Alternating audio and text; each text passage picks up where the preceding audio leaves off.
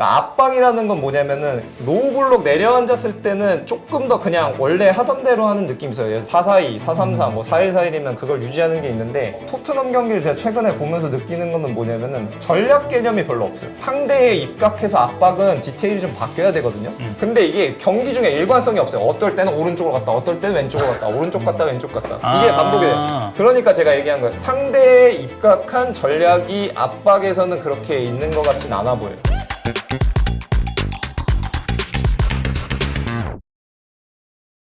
자, 장코치님과 함께하는 개눈가르 시선. 오늘은 토트넘 이야기를 좀 해보려고 하고요. 이 포스테코글루 감독 토트넘이 최근에 이제 연패. 네. 굉장히 분위기도 좋지 않고. 팬들 입장에서 이제 얘기가 가장 많이 나오는 포인트 중에 하나는 왜 똑같은 거 계속하냐?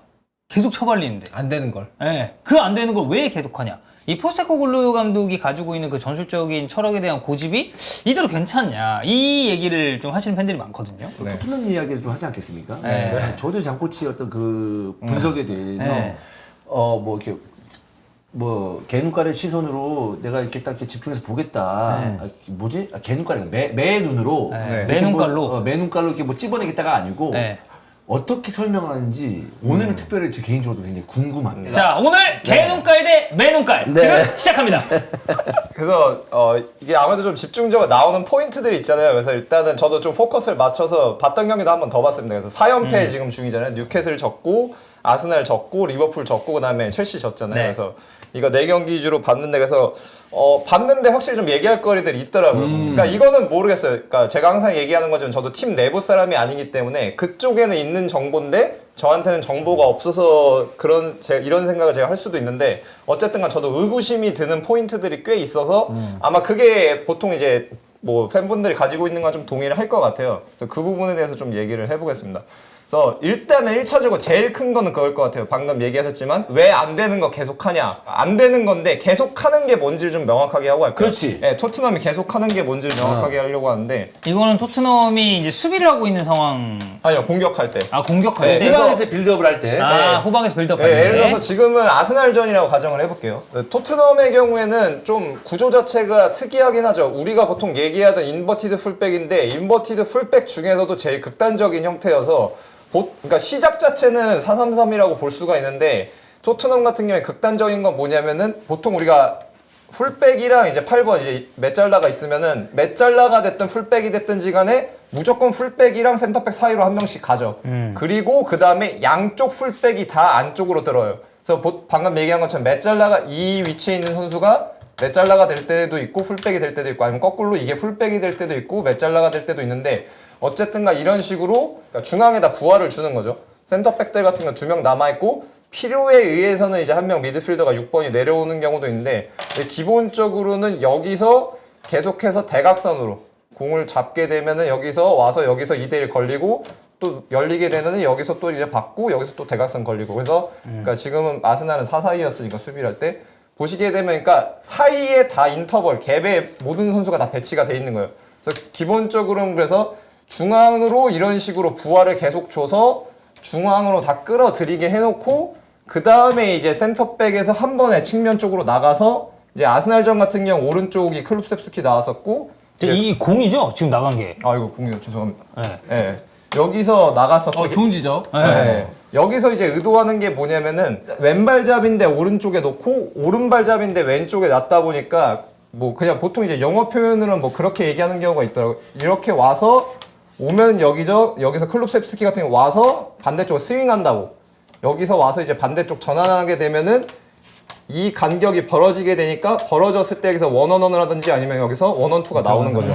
그래서 큰 틀은 이게 계속해서 반복된다고 보시면 돼요. 물론 이제 경기마다 좀 차이가 있는 게 4-3-3보다는 조금 더 그 4-2-3-1에 가깝게 해서 클룹셉스키가 이제 와이드 옵션으로 이제 벌려 있는 게 아니고 이제 2선 자원으로 이제 들어와 있을 때도 있고 그런 경우들도 있는데 일단 아스날전 포함해서 기본 플랜은 이렇게 되는 경우가 이제 상당히 많습니다. 그래서 아스날전도 보게 되면은 기본적으로는 공을 가졌을 때 플레이 자체가 문제가 있었다고는 생각 안 해요. 물론 당연히 더 잘해야 되는 건 맞지만 찬스를 좀 더 만들어냈어야 되는 건 맞는데 이제 그 부분에서 문제가 있었다기보다는 결국에는 이제 아스날전에 한해서 놓고 보면은 이제 특정 상황에서 딱 그 부분에서 문제가 있었는데 첫 번째 실점이 이제 코너킥 실점이었잖아요.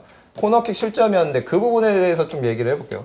그래서 방금까지는 이제 우리가 어쨌든가 미들서드까지 올라가서 공격 전개하는 경우고 이제 반대로 거꾸로 상대팀이 토트넘 진영에서 이제 압박을 할 때 경우인데 이게 조금 반복적으로 나오는 상황이 이제 아스날전에도 나와서 실점을 했거든요. 그러니까 어떤 상황이냐면은 그러니까 경기 중에 한 번, 두 번 나와요. 근데 그게 치명적인 게 뭐냐면은 상대가 예를 들어서 이런 식으로 완전히 원원원에 가깝게 이제 압박을 하게 되면은 특히 이제 골키퍼한테 한 명 이제 최전방에서 압박을 가는 경우가 있단 말이죠. 이날 같은 경우 이때 아마 하베르츠였나 그럴 거예요. 여기서 이제 압박을 가고 그러면 안쪽 막고 있다가 센터백이 이제 나와서 받아야 되고 중요한 건 뭐냐면은 앞을 보면서 받아야 되거든요. 근데 그러다 보니까 이 상황까지 오게 되면 센터백이 어떻게 움직여야 되냐면 몸이 열린 상태로 전력 질주로 와야 돼요. 빠르게 와야 돼요. 그러니까 뭐 전력 질주까지는 아니더라도 빠르게 와서 얘에 대해서 이만큼의 시간적 공간적 우위를 확보를 해야 돼요. 그래야 반대면 왼발을 써서 여기서 만약에 압박이 오더라도 이 측면으로 열어주는 여기서 압박을 빠져나갈 수가 있는 거죠. 혹은 안 되더라도 만약에 풀백이 왔다고 하더라도 여기서 그럼 앞을 보고 나가서 여기서 뭐 공중볼 경합하고 와서 여기서 삼자가 플레이를 한다든지 이런 옵션이 생기는데 어쨌든 다음 플레이를 위한 몸의 준비가 있어야 된다 이 얘기잖아요. 어쨌든. 네, 근데 그 첫 번째 실점 코너킥을 내주는 상황을 보시게 되면은 반대면 한 요 정도 있어요. 요 정도 있다 여기서 이렇게 봐서 등을 지고 받아요. 등을 지고 받고 등을 지고 받은 상태에서 압박을 당하니까 여기서 그러니까 터닝슛 하는 것처럼 공을 차는 거예요. 그리고 여기서 차단이 되고 정확도가 떨어질 수밖에 없으니까. 네, 앞 상황에 자세 못 자체가 보니까. 자세 자체가 안 나오죠. 앞을 볼 수가 없으니까. 그리고 여기서 턴오버 됐다가 아스날이 이제 역습하려고 하는데 이제 토트넘이 이제 백라인 정렬하면서 이제 코너킥이 나와요. 그리고 코너킥이 이제 실점이 되거든요. 그러니까 근데 코너킥에서도 조금 약간 의구심이 있는 부분이 있는데 이 장면 자체가 꽤 나와요. 그러니까 예를 들어서 따지고 보면은 골키퍼가 가졌을 때 극단적인 예로 보면 바르셀로나 같은 경우는 방금 얘기한 상황이 안 나와요. 바르셀로나는 센터백이 무조건 열려서 받고 몸 열려서 봐서 골키퍼한테 압박이 있을 때는 거의 그러니까 동일선상에서 받아요. 그래야 그러면 이거는 네. 포스테코글루 감독이 분명히 그렇게 지시를 했을 건데 누가 이게 등지면서 받으라고 했겠어요. 네. 그럼 센터백들의 사전 어떤 그 준비를 좀 성실하게 못한다 이렇게 봐야 되는 거예요? 아니면은 상대방 수비진들이 이제 알기 때문에 적극적으로 이제 압박을 한다는 거예요? 그러면? 제가 봤을 땐 둘 다고 선수 입장에서 봤을 땐 제가 생각했을 때 뭐냐면은 그러니까 보통은 와도 이 정도면은 와서 받을 수 있는 경우도 있어요. 앞을 보고. 근데 압박이 빠르게 오면은 그만큼 이제 빠르게 내려와서 이 여유를 확보해야 되는데 그만큼의 여유가 그 순간 확보가 안 된 거죠. 그리고 제가 반복적으로 나온다고 말씀은 드리지만 사실은 근데 그게 4경기를 아까 저희가 얘기를 해보자고 했잖아요. 4경기에서 경기마다 한두 번씩 나오는 거지 밥 먹듯이 그걸 하는 건 아니에요. 근데 결국엔 이 레벨은 뭐야? 그거를 경기에서 한두 번 하는 거 자체가 실점으로 이어진다는 거죠. 이어질 수가 있지. 그러고 이제 코너킥 실점이 당하거든요. 그래서 첫 번째는 그래서 이 부분에서 센터백이 와서 압박이 있을 때 같은 경우에 완전히 동일선상에서 받아야 되는데 로메로의 경우도 그렇고 반더벤의 경우도 그렇고 이런 장면이 꽤 나와요. 열린 상황에서 받지 못하는 그런 상황들이. 상대 압박이 빠르게 들어올 때. 압박이 느리면은 그럼 천천히 와도 돼요. 아니면 위에 있어도 되고. 근데 빠르면은 거기에 대해 상대적으로 상호작용이니까 나도 빠르게 그쵸. 움직여야 되는데 거기서 이제 좀 에러가 나오는 경우들이 좀 있어요. 그러니까 수비적으로 이제 할 때는 요런 에러 때문에 이제 네. 실책성 플레이나 뭐 실점에 가까운 플레이가 나오는 거고 이거 네. 외의 상황도 있나요? 그 다음에 이제 코너킥 이제 나와서 실점하는 상황이 나왔으니까 네. 코너킥 얘기를 먼저 해볼게요. 그리고 이게 세트피스를 종합적으로 네. 이제 설명을 하시는 거죠. 왜냐면 그 팬들이 얘기하는 것 중에 아니 우리가 그때 아스날 세트피스도 얘기했잖아요. 네네. 인스윙이 몇 %고 뭐가 네. 어떻게 되고 네. 박스 안에 몇 명이 위치를 해 있어야 되고 다 지시를 해주는데 왜 포스테코글루 감독은 네. 세트피스에 관련해서는 좀 등한시하는 그런 스탠스를 취하느냐. 네. 그래서 세트피스를 이제 4경기를 보게 되면은 제가 뭘 얘기하고 싶냐면은 제가 써왔는데, 그러니까 코너킥 상황에서 가까운 포스트에 쓰는 선수를 제가 얘기해 볼게요. 아스날전은 포로랑 호이비에르가 섰고요. 리버풀전은 에메르손 벤탄쿠르, 그다음에 첼시전은 에메르손 로메로, 그다음에 뉴캐슬전은 포로 비수마가 섰어요. 근데 뉴캐슬전 같은 경우도 이제 포로랑 비수마가 섰는데 이때는 문제가 안 되는 게 뉴캐슬은 그날 경기도 그렇고 제가 알기로 아마 퍼센테이지도 그렇고 파포스트로 가는 경우가 훨씬 많아요. 그래서 문제가 안 되는데 이제 아스날전에 포로랑 호이비에르가 쓴 게 제가 봤을 때는 저도 좀 이해가 안 돼요. 왜냐면은 제가 혹시 그거 한번 띄워주시겠어요? 코너킥. 그러니까 코너킥 득점을 이번 시즌 일단 보게 되면은 아스날 최상단이네. 아스날은 명실상부한 압도적 1위잖아요. 16골 넣었어요. 16골 넣고 이게 지난 시즌이랑 이번 시즌 아스날 코너킥 형태를 보면 꽤 많이 바뀌었거든요. 그 다음 거 한번 보여주세요. 네. 그게 지난 시즌에는 아웃스윙도 좀 있었는데 지금 보시면은 숫자 보이시겠지만 인스윙이 압도적으로 많아요. 아웃스윙 하나예요. 나는 안 보인다. 네, 아웃스윙 아니 근데 이거 노안하고 상관없잖아. 멀리 있는 거는. 멀리 있는 것도 상관이 있긴 있어. 그래요? 네. 그러니까 저게 인스윙이 이제 200개가 넘고요. 아웃스윙은 안 한다고 보는 거네. 네, 없는 거네, 없는 거. 한 개고 그리고 숏 코너킥 짧은 패스 처리하는 게 이제 40개 조금 넘어요. 그리고 그 다음에 이제 보게 되면은 그리고 인스윙 이제 퍼센테이지가 나오거든요. 그러면 저기를 막았어야 됐네. 그냥. 네. 그러니까 그렇지 신경 써서 배치를 일단 신경 써서 그치, 배치를 그치, 했었어야 그치. 되지. 네, 그리고 이거 오늘 오전에 제가 그 옵타 쪽 업체 그 세미나 하는 거 있어가지고 거기서 이렇게 예로 이렇게 보여주시길래 제가 좀 자료를 달라 그래가지고 받은 거거든요. 보시면은 인스윙에서도 이 6야드 이게 골 에어리어 가까운 포스트 쪽에 엄청나게 집약돼 있어요. 오른발이든 왼발이든. 그냥 붙여놓는 거네. 네, 완전히 여기가 붙이는 거죠. 완전히 붙이는 거다 보니까 이거는 세트피스는 솔직히 그러니까 보통 요새는 이제 국내에서 맥락적 분석이라고 해요. 경기 인플레이 상황에서 그 흐름을 토대로 해서 필터링을 거쳐서 유의미한 자료를 뽑는데 세트피스는 사실 그게 아니거든요. 그냥 로우 데이터 자체만으로도 이제 어느 정도 유의미한 걸 뽑아낼 완전 수 있는데 단절된 상황이니까 상황 자체가. 그냥 정지돼 있어서 하는 거니까. 그러니까 인스윙 보면은 골 에어리어 다 집약돼 있고 그러면은 누가 봐도 그러면은 가까운 포스트 쪽에 옵션이 제일 수비력이 좋아야 된단 말이죠. 저걸 모르지 않았을 테고. 네, 저걸 모르지 않았어요. 그리고 이제 약간 돌아보자면은 포체티노가 감독일 때는 이 가까운 포스트에 있던 게 손흥민이었어요. 거의 뭐 아닌 경우도 있겠지만 대부분의 경우에 손흥민이었고 무리뉴가 온 다음에는 이게 케인이었어요. 그러니까 그러니까 만약에 보통은 평균적으로 봤을 때 50대 50으로 뭐 파포스트도 차고 상대가 니어포스트도 찬다 그러면은 근데 일반적으로 각도상도 그렇고 수비 입장에서 제일 까다로운 공간은 여기예요. 제일 위험한 공간은 여기예요. 제일 위험한 공간은 여기다 보니까 보통은 뭐 아틀레티코 마드리드에서 여기에 모라타를 놔요. 그러니까 여기가 가장 공격적이고 가장 공중볼 옵션이 강한 선수가 들어가는 건 거죠. 근데 제가 아까도 맞출 수 있는 선수들. 네, 근데 제가 아까도 얘기했지만 다른 경기들은 뭐 오케이. 뭐 뉴캐슬 같은 경우도 뭐 뉴캐슬전도 오케이요. 근데 이날 이 아스날전 보게 되면 이 배치가 포로 있고 그다음에 호이비에르였거든요. 근데 저는 그러니까 포로를 여기다 놓은 게 이해가 안 돼요. 포로가 173cm예요. 173이고 뭐 물론 당연히 뭐 공중볼 경합을 하긴 하겠지만 정확하게 첫 번째 골 실점 될 때 보면 제가 봤을 때는 뭐 좀 더 신장이 있는 옵션 나왔으면 여기서 걸리거든요. 걸리는 건데 여기서 포로 머리 넘어가면서 호이비에르랑 토미야스 경합되면서 자책골 들어가는 거거든요. 그러니까 이 부분에 대해서는 저도 좀 의구심이 있어요. 그러니까 왜냐하면 이제 앞쪽에 있는 선수들 수비를 한다는 것 자체가 이 선수들에게 완벽한 클리어를 바라는 것보다는 물론 그러면 좋겠죠. 그래도 이제 어느 정도 이제 피지컬 있고 키가 큰 선수가 있다면 상대방이 완벽한 세트피스 상황을 이제 영위하지 못하도록 만드는 견제 효과도 있거든요. 근데 포로나 키가 작은 선수들이나 수비력이 어떤 헤딩 능력이나 이런 게 떨어지는 선수들은 견제 자체가 안 되니까. 그리고 경합했을 때 가능성 자체가 일단 낮아지니까. 그래서 모르겠어요. 그러니까 아까도 얘기했지만 저쪽에는 있는 정보인데 저한테 정보가 없어서 기회 비용으로 다른 거에 우선순위를 덜 쓸 수도 있는데 근데 일단은 상대가 아스날이고 저 데이터가 있으면은 그 기회 비용 차원에서 보면은 여기다 제일 우선순위 좀 더 써야 된다고 보거든요. 여기다가 최소한 로메로든 반더벤이든 둘 중에 하나는 왔어야 된다고 봐요. 호이비에르 포로가 아니고. 근데 일단은 거기 이렇게 돼서 일단 그러니까 뭐요?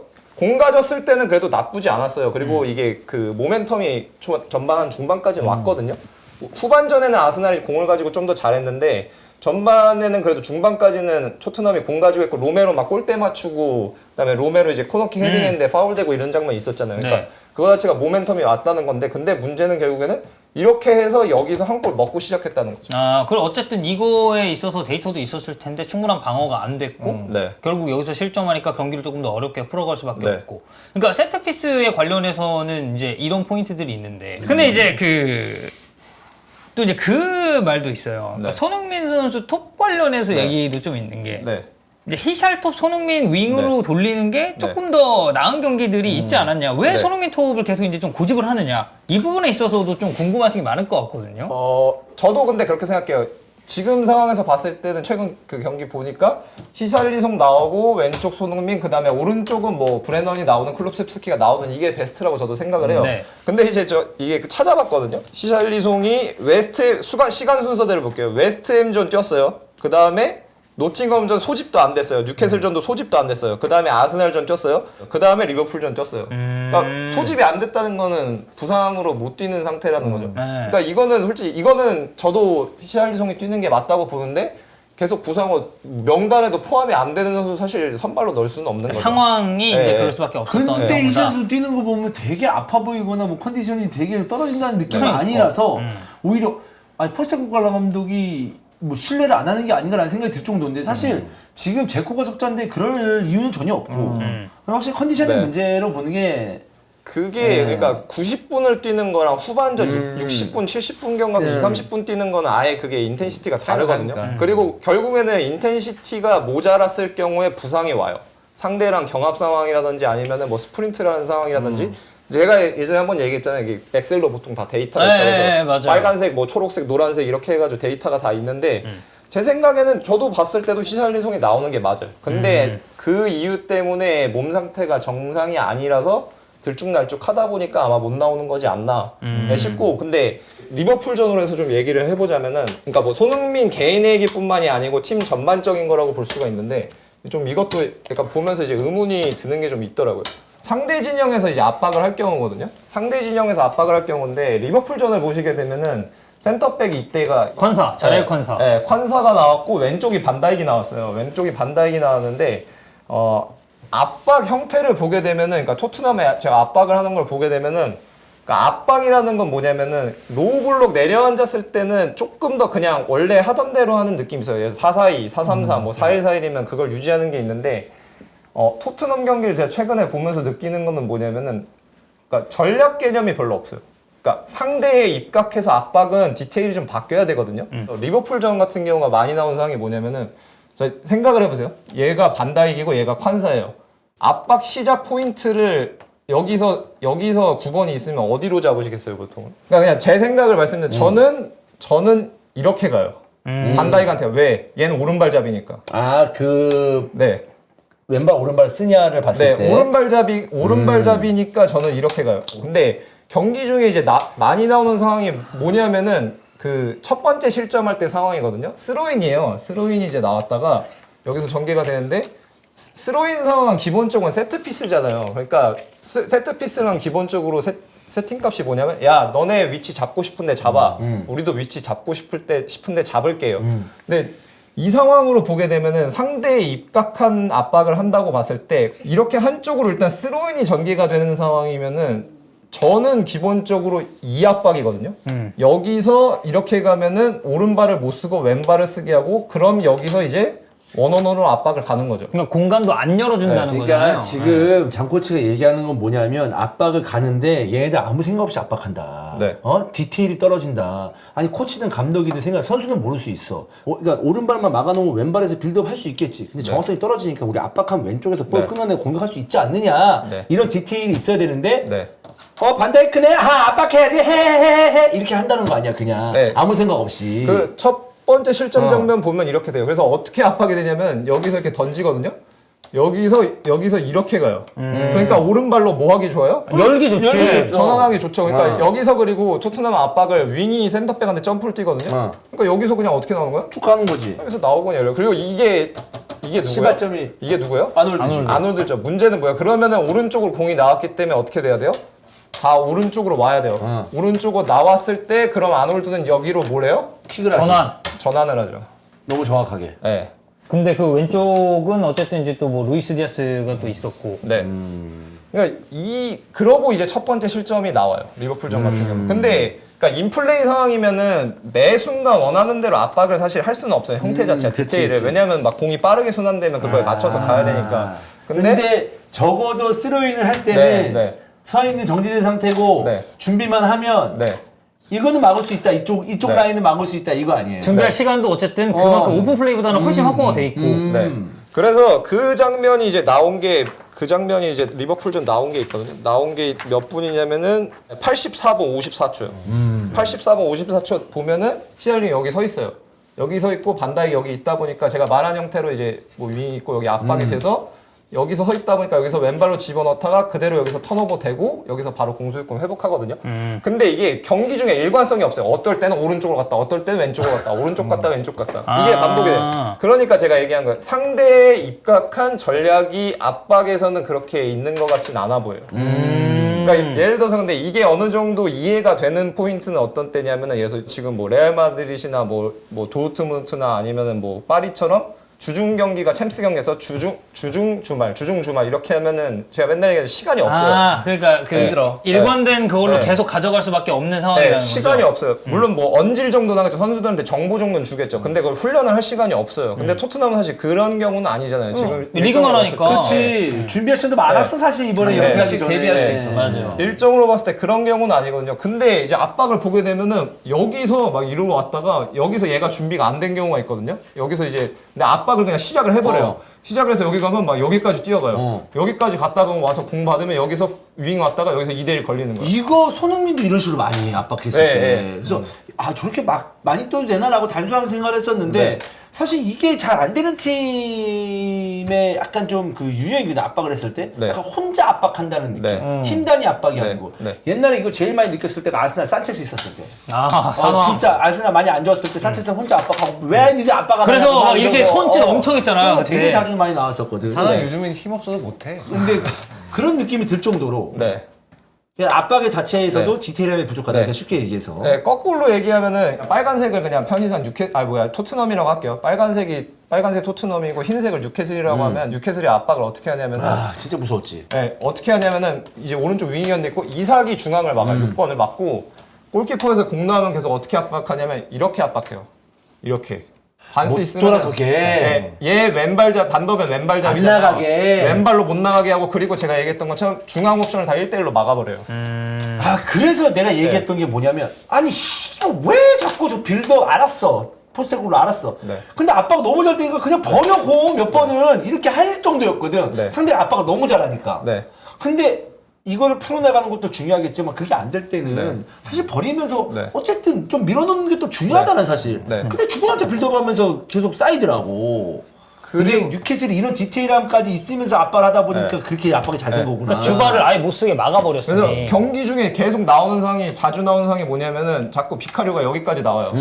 왜냐면 이 모든 이제 물려있으니까. 원원이 다 유지가 되니까. 원원이 다 유지가 되니까. 근데 문제는 뭐냐면은 그러면은 옵션이 롱패스라든지 아니면은 정면으로 넣어야 되거든요. 근데 그 상황에서 뉴캐슬은 거의 EPL 최강이죠. 신체적으로 부대 끼고서 그렇지. 경합해서 따는 거는. 되게 파울을 할지언정 그냥 터프함으로 밀어버리면 되는 거니까. 왜냐면 공이 이게 보시면은 여기는 일단 막혔어요. 못 넣어요. 가면은 이렇게 가버리니까 이렇게 넣던지 뒤로밖에 못 가니까. 비카리오 가니까 자꾸 여기서 나오는데 그럼 정면으로 넣으면 얘네는 그냥 알잖아요. 뭐 기바랑이스 같은 거 그냥 이렇게 해가지고 밀고 그냥 뺏고 들어가지. 그냥 끝내버리니까. 그러니까 네. 이게 이제 토트넘이 이제 상대방이 좀 더 상대방이 조금만 디테일하게 나오면 그러니까 내가 지금 중계 때 이 얘기는 했었거든요. 토트넘은 자기들과 비슷하거나 엇비슷한 팀이나 위에 팀들하고 봤을 때 너무 약하다. 내가 봤을 때.